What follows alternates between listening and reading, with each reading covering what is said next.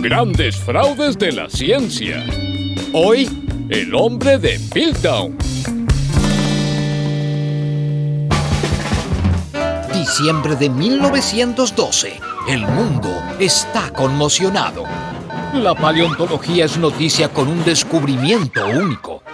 En la pequeña ciudad de Piltdown, al sur de Londres, se encontraron los restos del ser humano más antiguo del que se tuviera registros. La historia es así. Un obrero se topó con unos huesos mientras trabajaba en una cantera. Para ser más específicos, encontró un cráneo partido, un diente suelto y una mandíbula con más dientes. Le pareció que esa cabeza desarmada podía ser de utilidad para alguien y entregó los restos óseos al arqueólogo aficionado Charles Dawson. El suertudo arqueólogo se juntó con el eminente paleontólogo Smith Woodward del Museo Británico y ambos anunciaron con toda la pompa que habían encontrado al hombre más antiguo del mundo.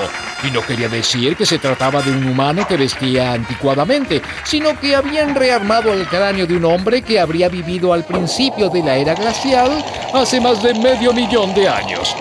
En verdad, la cabeza resultaba bastante extraña, no precisamente el mejor modelo para sombreros.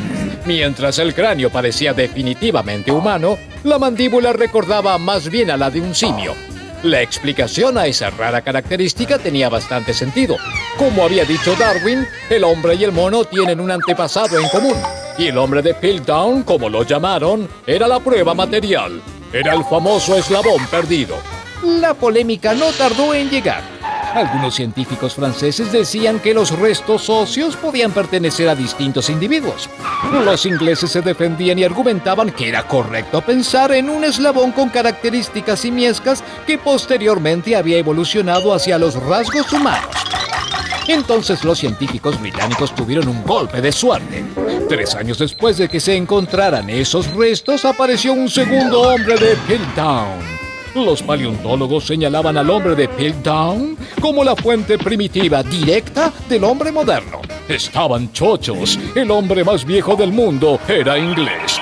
Pero la alegría no solo fue inglesa, aunque duró bastante.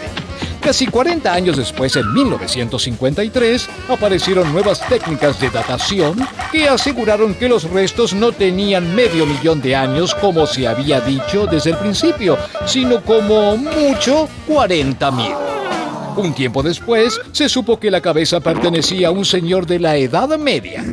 Y finalmente el dentista Marston determinó que los dientes de ese esqueleto correspondían claramente a un orangután. El diente suelto pertenecía a un mono y el cráneo había sido de un Homo sapiens. Es decir, habían armado un rompecabezas insólito con piezas de distintas épocas y distintos animales.